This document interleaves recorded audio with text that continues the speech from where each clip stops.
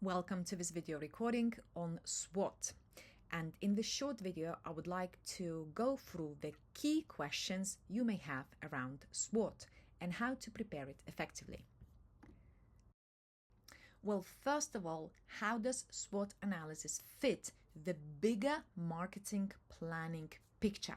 So here you can see the bigger level of the marketing planning process, and here are 6 essential steps. Number 2 step, you will be looking to do market overview and marketing audit. So you will analyze lots of data and then you will prepare SWOT analysis to synthesize the results of the market overview and marketing audit. So SWOT analysis really presents the summary, the most essential aspects or highlights of the analysis that you have done. Now let's look into more detail what SWOT analysis is and how to prepare it effectively.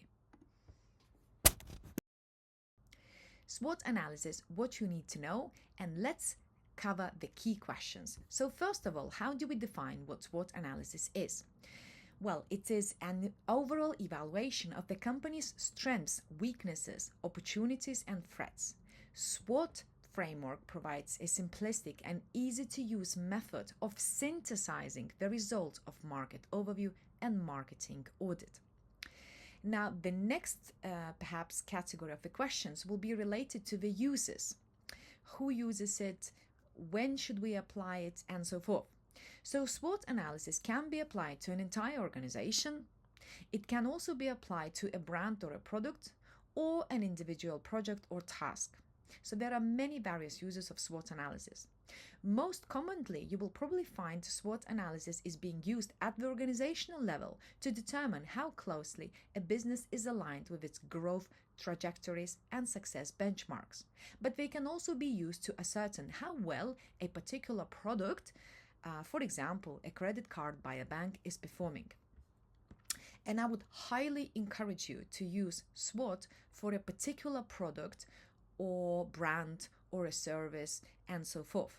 Because if you try to use SWOT analysis for the entire organization, you might get like a slightly distorted view. It is best when you use it for very specific case. If you think about using, for example, SWOT analysis for Apple, SWOT for the smartphones would look very different for SWOT analysis for, say, speakers or some other products that perhaps are less kind of like developed, less popular by the same brand. So it's best if you use it for very specific project or product. Now, you probably noticed here some elements refer to internal perspective, others to external. So what does that mean? The 4 elements are common to all SWOT analysis. However, many companies further compartmentalize these elements into 2 distinct subgroups, internal and external. Typically, strengths and weaknesses are considered internal factors in that they are the result of organizational decisions which are under the control of that organization or company. Whilst opportunities and threats are external factors, what do we mean?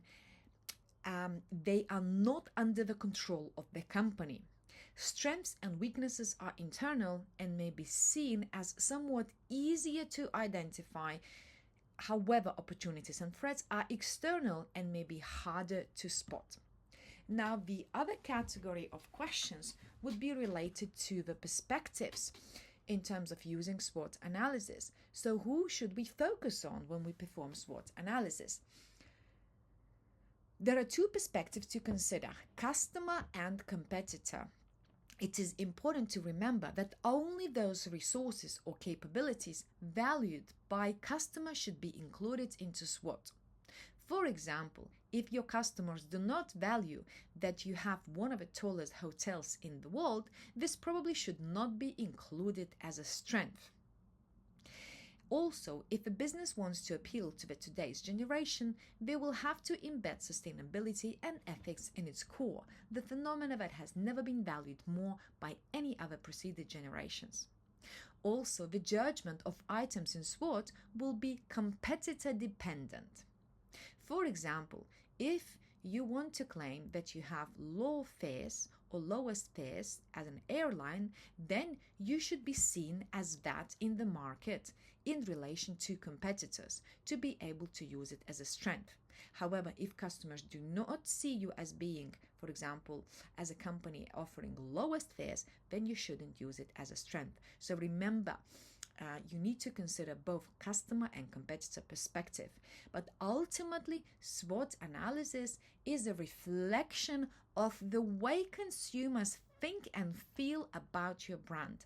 Whilst it is common for brand managers or marketing managers or other product managers or other roles to prepare SWOT analysis, ultimately it should be the expression of how consumers feel. Now, the other category of questions you might consider, right, so we have SWOT analysis. What are the alternative frameworks we can use?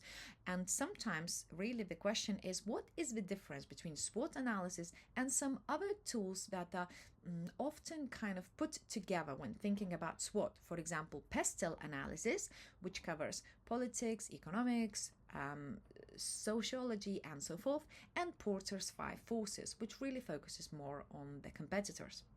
So there is often a confusion between the uses of SWOT, PESTEL, and Porter's 5 forces. I would like to provide hopefully a simple explanation. Whilst PESTEL and Porter's 5 forces can be seen as an alternative tool to SWOT, PESTEL and Porter's 5 forces should actually be used to support your SWOT analysis, not to use instead of SWOT analysis. Specifically, PESTEL and Porter's 5 forces are useful tools to assist in analyzing opportunities and threats as we consider factors that are external. PESTEL analysis can be used as a tool for analyzing external business environment and will include the following 6 forces: political, economic, social, technological, environmental, and legislative. In addition, Porter's 5 forces framework can be used to analyze competitor forces, which will include the following 5 forces: rivalry among existing competitors, bargaining power of the buyers, threat of new entrants, bargaining power of suppliers, threat of substitute products or services. And if you use those tools, specifically PESTEL and Porter's 5 forces, you will be able to productively compete opportunities and threats sections too. I hope this was a useful overview of what SWOT analysis is and how to prepare it effectively. Thank you very much for watching.